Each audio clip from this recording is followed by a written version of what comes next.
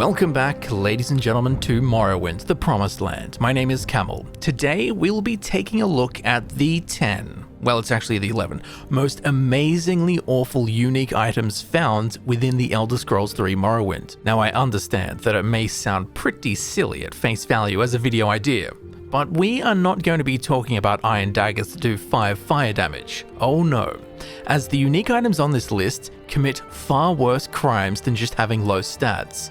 Instead, they will adversely impair, damage, hinder, maim, handicapped, crippled, curse, or even, in some cases, kill your character when you use them. Today, we do not fight with our items, but instead, our items fight us. Hey, look at these cool robes I got. Let me try them on. That's the kind of stuff we'll be dealing with. Now, there are also some amazingly awful unique items in Morrowind that are amazingly good in very, very specific circumstances. So we will be taking a look at that too, along with the lore behind them. Now, if you are into this kind of stuff, my social media links can be found down below, along with the merch store where you can get yourself an Elder Scrolls blanket.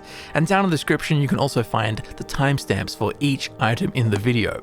Let's now take a look at the 10, actually 11, most amazingly awful unique items in the Elder Scrolls 3 Morrowind. For our first awful item, we're getting holier than a donut, as during the Tribunal Temple questline, we will be sent to retrieve various religious artifacts of importance from across Vvardenfell. At the Ghost Gate, that being the main gateway between the Ghost Vents and Red Mountain, a Dwemer monk named Uvuvlaren will ask us to retrieve the Crosier of St. Llothis the Pious. And collecting it is no easy feat, as we will have to delve into the fiery core of Red Mountain, into Dagothur's volcanic stronghold, a citadel crawling with unnatural and powerful ash creatures one does not want to cross paths with. Through the inner facility, we can access the inner tower, wherein we can find the glass-clad corpse of Vorus Bethrimo, a Dwemer buoyant armiger. Well, I guess now an ex-buoyant armiger, who are a small military faction within the Tribunal Temple. And yes, there is definitely something wrong with my glass armor texture. Anyway, on the floor beside him, we can find the Crosier of St. Llothis, a holy relic whose lore we'll talk about in a minute. But for now, let's take a look at this rather ironically unholy enchantment. Cast when strikes, damage health 10 to 20 points, blind 50 points for 10 seconds, and disintegrate armor for 20 points. Interesting, that's the same thing that happens to me when I enter a church.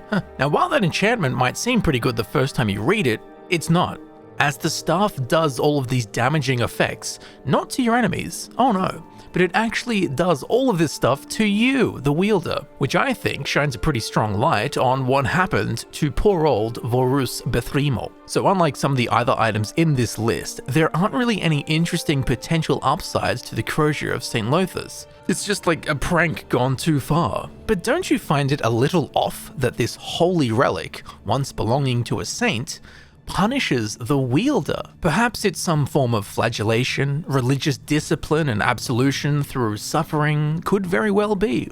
It may also be that the holy staff only obeys the saint it belonged to, and we're simply not pure enough to use it. It could be a metaphor in a sense, do unto others as you would have them do unto you. I.e., if you choose to enact violence using this holy relic, it will punish you with your own actions. These all seem to be feasible in explaining why a sacred Crosier of St. Llothis damages the user. However, I dug through the lore and found some interesting nodes of intrigue.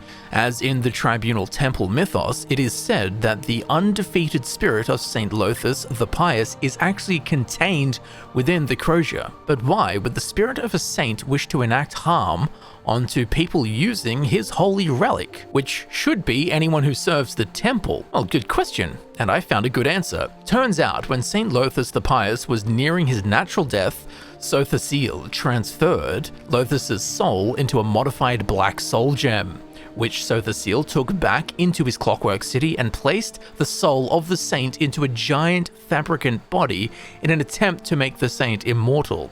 However, this spiritual violation of his soul drove St. Llothis the Pious to madness.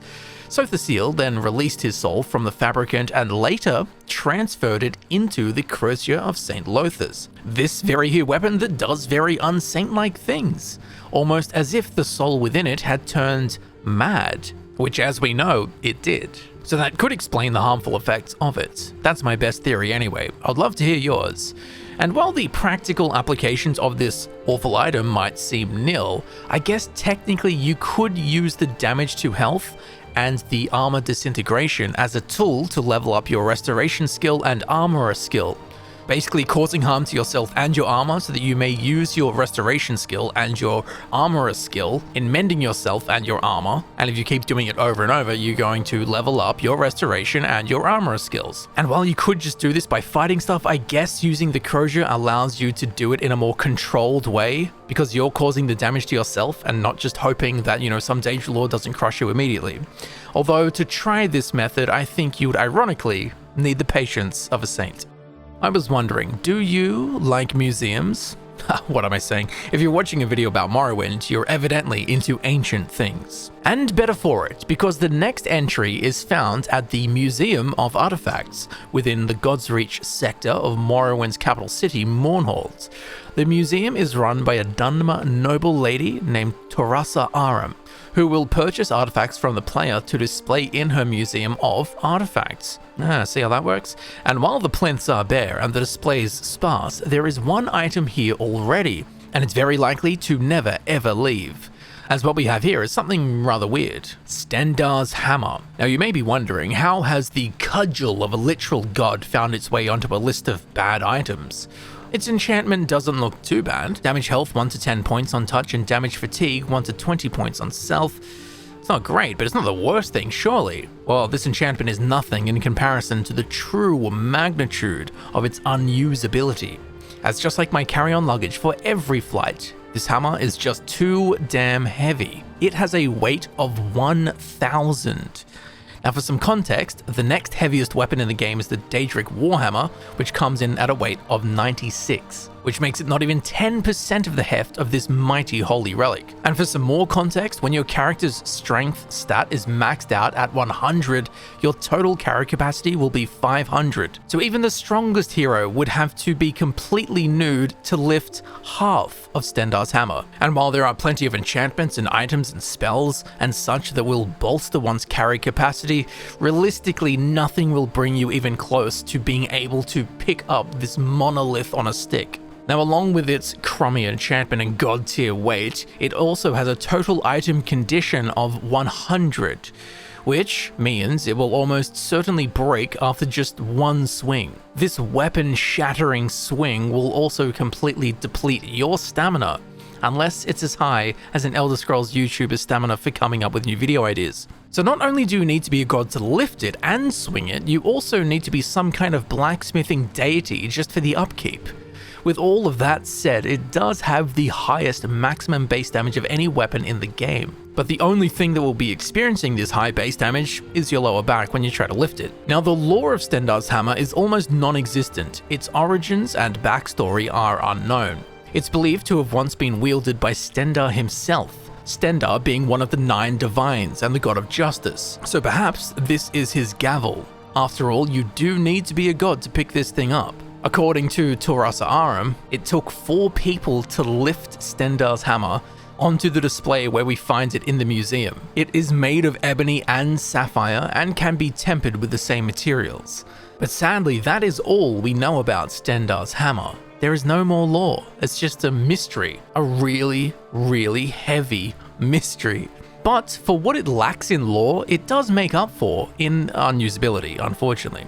It really should just say weapon requirements, be a god.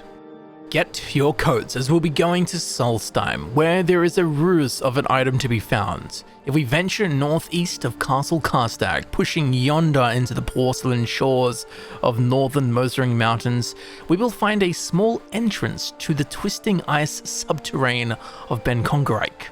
In here, we can run across a half-buried body frozen timeless in her final death pose. This is the corpse of a Nord sorceress, or shall we say ex-sorceress, Frieza. I'm sure there's a pun in there about freezing, Frieza, freeze us, freezing us. On her corpse, we can find the Journal of Frieza, which we shall now read. A former Mages Guild member's musings on her latest creation. I've done it! The enchantment is now complete. The robe, which I have named Whitewalker, can turn the wearer into the very essence of snow. Kick me out of the Mages Guild, will they? Ha ha! Now I'll show them all!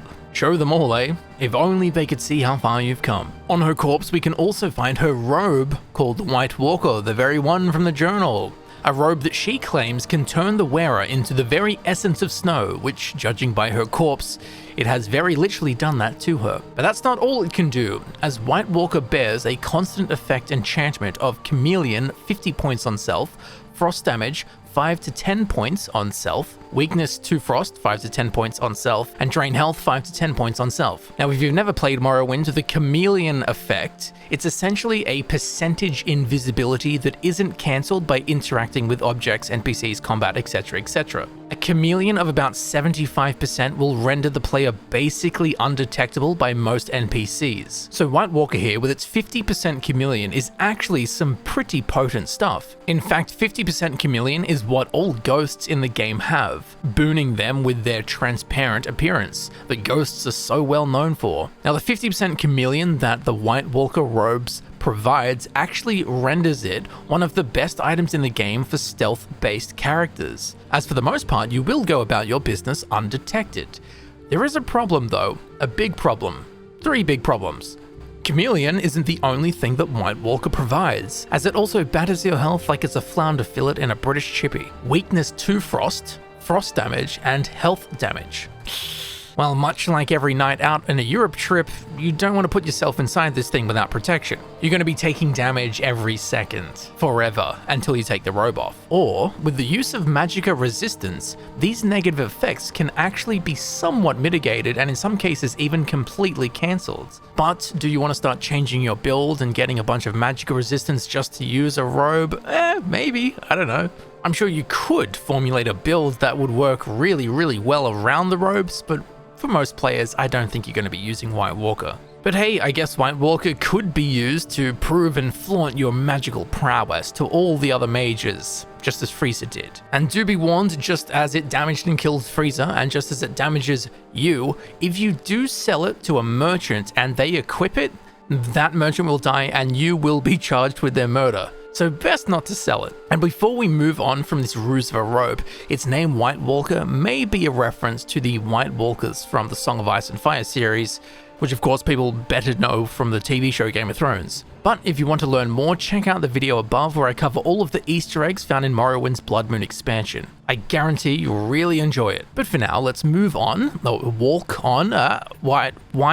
White Walker on to the next item. Now we will need to go to Morrowind's capital city, Mournhold, and visit the Great Bazaar district, where we can find a Dwemer maiden, Marina Gilnith, who, after spending all of her waking hours to support herself financially, she has been left with little time to find a nice single man. Well, this is our job, romantic matchmaking, a Morrowind player's weakest skill set to be sure. She will give us a quest called The Matchmaker, where we need to find her a lover. So there are 3 men for the quest that we can hook her up with, all 3 of which can be successful matches. However, each of the 3 men gives us different rewards. So knowing this, what we'll need to do is make sure to match Marina Gilnith with the trader Sunel Hlas. If the date is successful, Sunel will reward us with a very strange item indeed, the BiPolar Blade. It is a unique 2-handed long blade with no base weapon equivalent. It's one of a kind and a true unique weapon. Aesthetically, the left and right halves are not symmetrical in shape and contrast in color, with one side a dark grey and the other golden. It's basically Vivek in sword form, although as we know after his stint with Moloch Baal, he does not need another sword. So what's the problem with the BiPolar Blade? The enchantment. Cast when strikes, Frenzy Humanoid 30 points for 15 seconds on touch, and Calm Humanoid 30 points for 15 seconds on touch. A magical effect that proves the blade's namesake rather accurate. 2 opposing effects of equal potency being delivered at the same time. So on paper, in lore, the BiPolar Blade's effects zero-sum, they cancel each other out completely. But in game, the calming effect actually takes precedence. I don't know why, but I can guess, as the frenzy effect is listed before the calming effect is. So the game might technically apply the calm effect after the frenzy effect, at speeds that our mortal eyes simply cannot glimpse. But whatever is happening, functionally, the BiPolar Blade doesn't really have much use apart from being a calming effect with a weight of 42.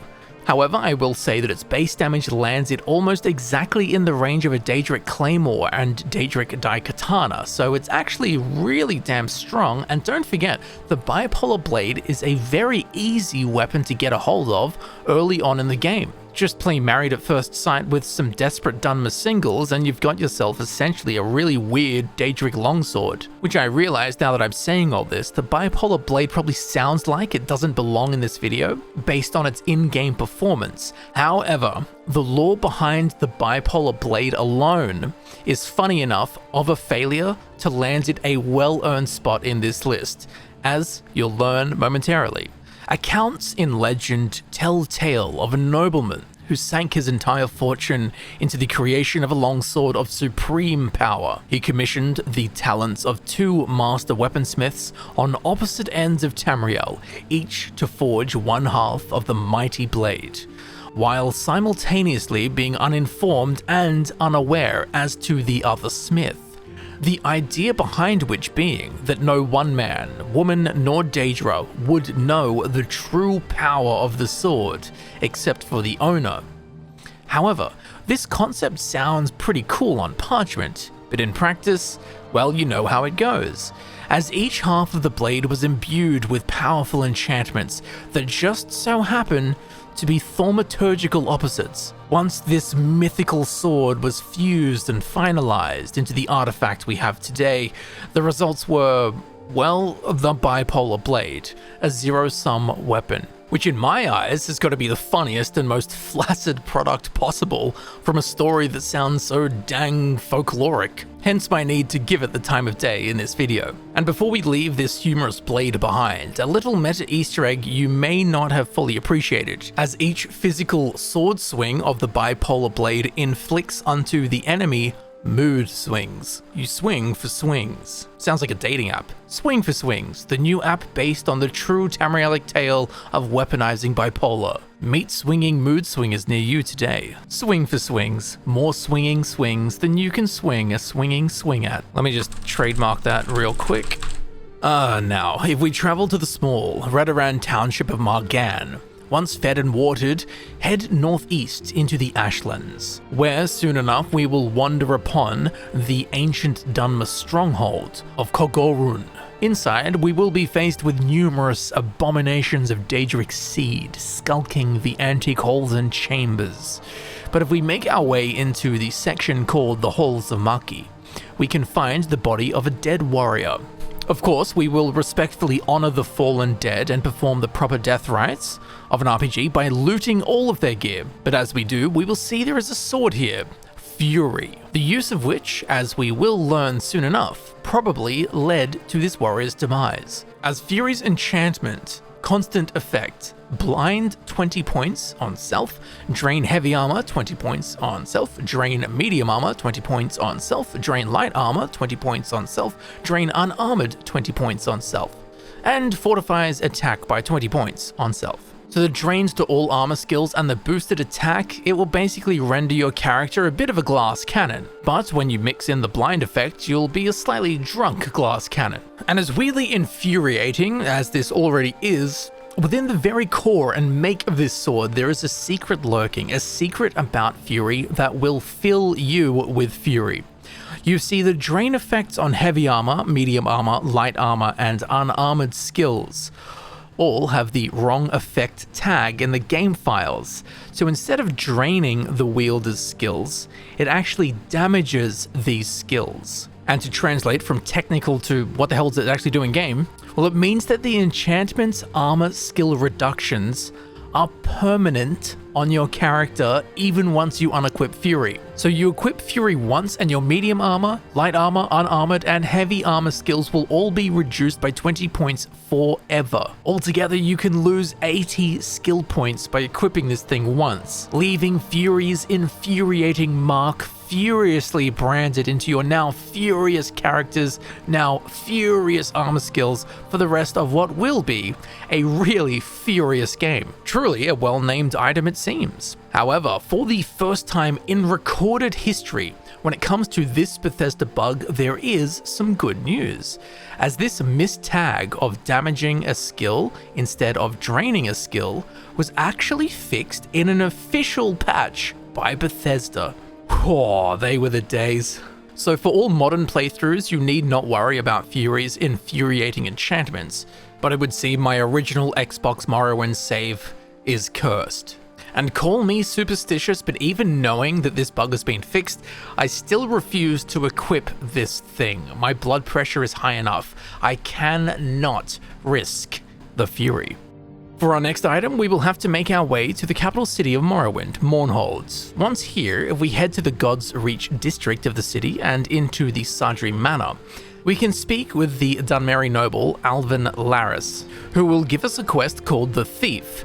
This will eventually lead us down into the forgotten sewers beneath Mournhold, where we will encounter and have to kill Galena Sadri. On her corpse, we can find the artifact known as the Mace of Slurring, and its enchantment really is something. Cast when strikes, drains speechcraft 10 to 20 points for 15 seconds on touch. Pretty weird, okay, so you hit someone with the Mace of Slurring, their speechcraft skill is drained, which means that your character's chances of successful speech checks are increased against this now linguistically impaired person. Okay, kind of weird, interesting. However, there are two problems. When you strike an NPC, naturally, their disposition with you is decreased, aka you walk around, hit someone, they're gonna like you less. So your chances of successful speech checks with them gets pulled down simply through the act of bringing their speech skill down by hitting them with the Mace of Slurring. Essentially, this action and its enchantment basically cancel each other out, and you're in the same spot you'd be in if you just didn't hit them in the first place with the Mace of Slurring. The second main issue is that when you strike an NPC, they turn hostile and you can't talk to them. There are some exceptions and there are some ways around this, like using a calming spell, but I mean, really? What a faff. You can either speak to someone and have a chat on an even playing field like a normal Outlander, or you can hit them with a Mace of Slurring, bringing their speechcraft skill down, and therefore giving you the upper hand, or upper tongue, I guess. But this same action causes your disposition with that NPC to go down, which levels the playing field out once again. This same action also causes that NPC to become hostile so that you can't talk to them. You can then use a calming spell on them so that you can talk to the NPC, which when we do finally get to talk to them, we will be on an even playing field, which is the exact same result as if you just spoke to them in the first place. It's like driving onto a roundabout and then doing 10 loops of it before you make your turn. So the Mace of Slurring is going straight into player storage, never to be seen again. But as silly and useless and roundabout as the weapon may seem, there's actually a reason for it in the lore. As legend has it, the Mace of Slurring was created near the end of the Second Era by a deranged Ultima weaponsmith and enchanter called Kayanka. He had a rather warped sense of humor and apparently delighted at the thought of reducing opponents to a gibbering mess before crushing them to death. Ha ha ha. So at the end of the day, this lore makes the mace make sense. But in regards to gameplay, the Mace of Slurring makes about as much sense as the person you hit it with. While wandering the frozen northern reaches of the island of Solstheim, it's only a matter of time before we stumble across the Skull village. Once here, we can speak to a jacked old Nord barbarian Lasnir. He will ask us for help as his son, Timval, has fallen down the well. Once we make our way into the frozen tunnels beneath the village well, we will find ourselves within an ice cave called Rimhole, wherein we can find poor old boy Timval, who turns out is actually a very powerful necromancer and all round, I think he's a bad bloke. He won't like us being there, so we have to kill him. From his corpse, we can loot the unique Mantle of Woe, which has a wide array of magical enchantments. constant effect, drain personality 100 points on self, weakness to normal weapons 20 points on self, fortify maximum magicka 5 times intelligence points on self, sun damage 20 points on self, and fortify conjuration 50 points on self. Whew, by the 9 divines, this thing is really a monstrosity, and a stupidly powerful one at that. Drain personality 100 points on self, it will make you as likable as Starfield lore. Weakness to normal weapons, so you're going to be even squishier than magic types already are. It makes you allergic to the sun, which for a Morrowind fan should be no problem. But in game, all of this bad stuff, it's pretty rough. The benefits of the robe, however, are pretty crazy. Fortify Conjuration 50 points is great and all, but the fortification to maximum magicka is fairly nutty. If your character's intelligence is maxed out at 100, you will be gaining 500 maximum magicka from these robes. That's huge. And you can get it even higher if you have other modifiers that increase your intelligence. Now, along with this, as we've seen so many times, the negative effects can actually be mitigated with the use of resistance to magicka. However, the sun damage effect cannot be bested, as sun damage is not magic damage. Although Magnus, the god of magic, is literally the sun in the Elder Scrolls, so there is a lore argument to be made that sunlight is magic within Tamriel, but apricity worship aside, as far as the technical end of the game of Morrowind is concerned, sun damage is not magic damage. So if you want to be the big dick swinging lizard wizard you'll just have to cop the sun damage. However, be warned, if you are a vampire, this sun damage effect on the Mantle of Woe will actually stack with the sun damage you already take as a vampire. So you will be burning up faster than me at the beach. When I equipped the Mantle of Woe onto this low-level character, it killed me in under 10 seconds. So if you do want to walk around during the day with this robe on without it being a problem, you're going to need like 1,000 health, which I don't even know if that's possible. So it's a bit like it's so good that you have to use it, and it's so bad that you can't use it. Unless you have no problem only playing the game at nighttime, which I would much prefer to just be able to see than have this robe on. Now, the origins of the Mantle of Woe are not known. A Dunmeri necromancer sought out the robe and in his search of its location perished in the nearby ice cave called Skug. And along with Timmy that fell down the well, that is all we know of the Mantle of Woe and its origins and its owners. And yes, Tim Vall that fell down the well is an Easter egg, but again, you'll have to check out the Blood Moon Easter egg video above to get the full story. So overall, the Mantle of Woe, it's like so many items in this video, it's generally bad for most playthroughs, but through great effort, it can be made useful and utilized by a very specific builds and willing players. And if you do want to use the Mantle of Woe, be sure to take it off when you go to interact with NPCs, as your personality being drained so mightily will result in most NPCs hating you, some won't talk to you, and sell prices of your items will be so low, they'll bear the same dismal results as my Mim in Time Wonderland when that got rugged. So there you have it, the Mantle of Woe. More like the Mantle of Woe, and to be wearing you. No. That's so stupid. For our next item, we will once again be heading to Mournhold, which is still the capital city of Morrowind. During the main questline of the Tribunal expansion, we will be sent to kill an army of goblins that have taken up residence in the subterranean ruins of old Mournhold. After slaughtering our way through seas of vicious little green rascals, we'll find ourselves in a cave system known as the Tears of Amanche. After defeating the goblin war chief Durgok, we can find and loot his chest, within which is a Goblin Buckler. But don't be fooled, as while we can find more Goblin Bucklers than you can poke Mwatra at, despite it having the same name, it is actually a unique item and bears an enchantment. Constant effect, drain personality 50 points on self, restore health 1 point on self, and drain speed 10 points on self. It's pretty simple and straightforward. Personality drain is always bad, although its drawback can be easily avoided, as in battle, a personality drain is meaningless, and when you go back to town, you can simply unequip the Goblin Buckler before interacting with any NPCs. Although it does add some micromanagement, unequipping, re-equipping stuff constantly and keeping track of that. Personally, I find that stuff kind of annoying.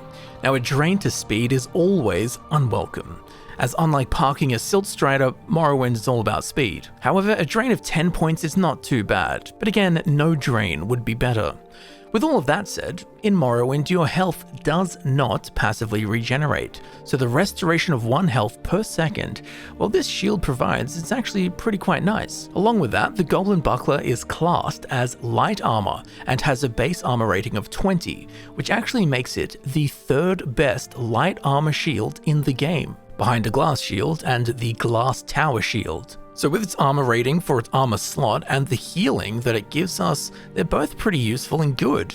And the major negative effect of the Goblin Buckler being a personality drain that you can simply work around by unequipping the shields when you need your personality, aka interacting with NPCs, and the fairly low drain to speed, the Goblin Buckler could find its way into one of your playthroughs. This next entry is acquired as a reward for completing the Telvanni side quest, Blood for Mistress Dratha, given by Raven O'Mayan, who is found at the Telvanni Council House in Sadrith Mora. The quest details are unimportant, but the quest reward is the topping on our toast, the Flawed Dwemer Jinksword, a unique dwarven shortsword. At a quick glance it looks pretty decent, but its enchantment is a bit iffy.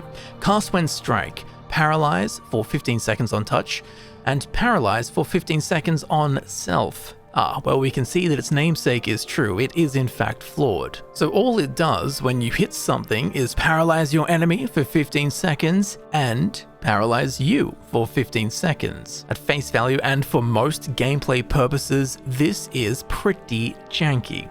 Or jinky in the case of this Jinksword. In single combat, it's basically neutral, as both you and your foe are paralyzed for the same amount of time. But if you have multiple enemies coming at you and you suddenly self-paralyze for 15 seconds, well, you deserve whatever happens to you. Natural selection. Just make sure your name isn't LeMay and make sure that Molag Bal is not around. That's all I'm gonna say. Now, interestingly, there is a very rare magical item in Morrowind that is a functioning version of this janky jink we have here. That being the Dwemer Jinksword, which is notably missing that flawed part, as it only paralyzes your target. However, if we compare their stats side by side, we can see that the flawed Dwemer Jinksword is in fact a superior weapon. Even its paralyze effect lasts for 5 seconds longer. So with this in mind, does the flawed Dwemer Jinksword have any place in a playthrough?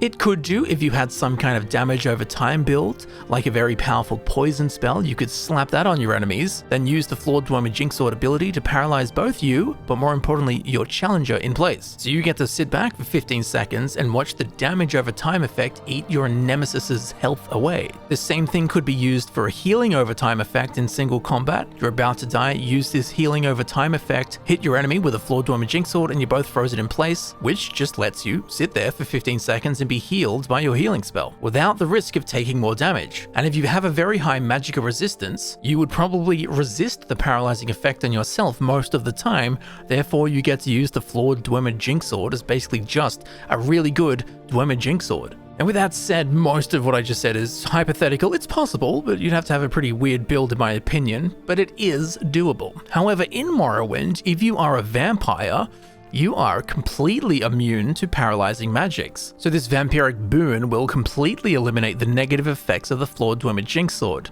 And as we just discussed, this unique flawed variant is actually statistically better than the standard variant. So again, possible scenario, but very fringe and niche if you ask me. Especially considering that being a vampire in Morrowind is a really, really bad thing. Essentially, no NPCs in the game will even interact with you, so you can't do any quests. And if you go outside during the day, you will die swiftly. So basically, if you do feel so inclined to try and make this Flawed Dwemer Jinksword work in your favor, I think the costs are far greater than most will be willing to pay. Oh, what do you know? For our next item, we will need to go to the capital city of Morrowind, Mournhold. If we travel to the temple courtyard and speak to the Dunmeri healer, Mera Hellas, she will give us a quest called the Crimson Plague, in which we need to solve the recent epidemic caused by infected rats within the temple. Now, during this mission, we will find ourselves deep within old Mournhold, the now subterranean ruins of the city past.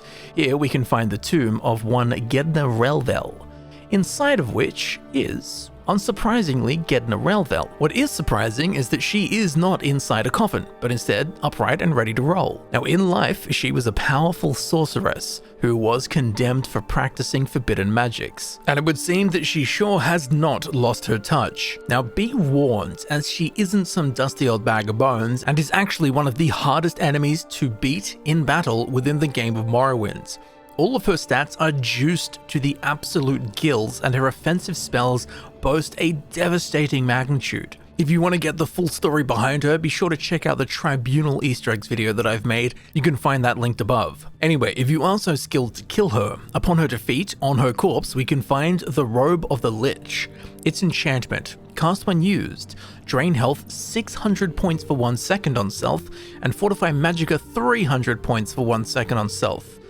Ow and wow. It's basically a self-destruct robe with the promise of magic. Hey, if you shoot yourself in the head, I'll give you $100. I know that's not what it says, but that's what I'm reading. Now for some context, 600 points of health is a lot. High-level endgame characters that are maxed out endurance early on will likely have health in the high hundreds, but for most characters at most levels, the use of this robe is guaranteed instant death. But you can reduce the damage to your health with the use of resist magicka enchantments and effects, but even then you'll likely still be copping hundreds of damage. Now another problem with this robe is that both of these effects only last for 1 second. So even if you do manage to survive this 600 points of health draining, you only have 1 second to change to a new spell and cast it, which is practically impossible to do. So the bad part of the robe is really bad and means death for most instantly, and the good part of the robe you don't even have time to utilize, overall making the Robe of the Lich practically impossible to make use of. Although it does make a good artifact to sell to the Museum of Artifacts for the Tribunal main questline. However, there is a tricky way to benefit from the Fortify Magicka effect on the Robe of the Lich, via a very fast costume change and with the help of another robe that we have spoken of earlier, the Mantle of Woe. So you will need a very high resistance to magicka or a very large health pool to ensure that when you use the Robes of the Lich you don't die instantly. Provided you've got that down, what you need to do is equip the Robe of the Lich, cast its ability, instantly open your inventory before the second expires, and then equip the Mantle of Woe. Once the fortification animation completes, unequip the Mantle of Woe, and for some janky reason, the fortification effect from the Robe of the Lich will stay on your character until your magicka is decreased back down to your normal levels. So yes, technically it is possible to jank your way into using the Robe of the Lich for your benefit, but is it worth it? I mean, that's up to you. In my opinion, just put down the magic, pick up a sword, and bonk stuff. That's where real joy is.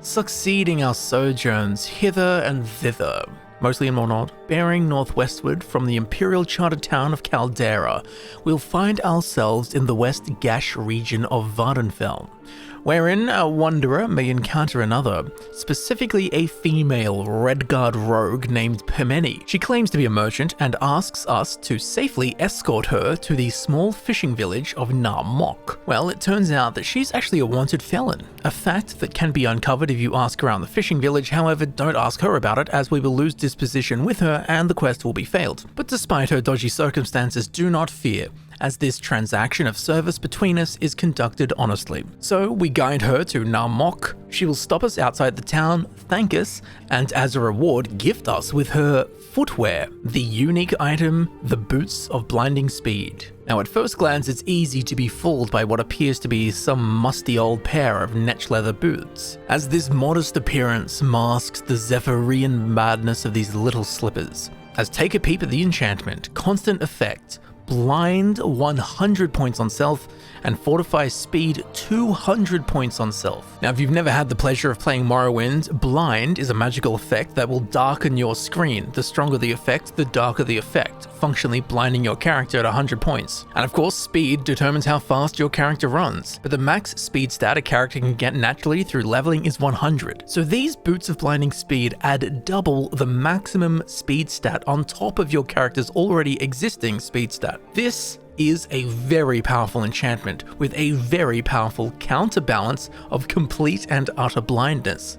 I remember the first time I encountered these boots way back in 2004 when I was a new Morrowind player. I didn't read what the boots did, I just put them on, and then had no idea what was happening as my screen turned black and I could hear my character landing 700 footfalls a second. By the time my 12-year-old brain figured out what was happening and I unequipped the boots of blinding speed, I found my character in the middle of nowhere with a trail of cliff racers lagging behind me on the horizon. After recovering from that, and once back in town, I rendered them a cursed item and put them into some dusty crate never to be seen again. However, now, 20 years later, while yes, they are still a truly cursed item, I can appreciate these boots of blinding speed much more. Which, rather ironically, for an item that makes you completely blind, I can see their potential. As while the blinding effect is completely debilitating to normal gameplay, it can be mitigated and offset in a few different ways.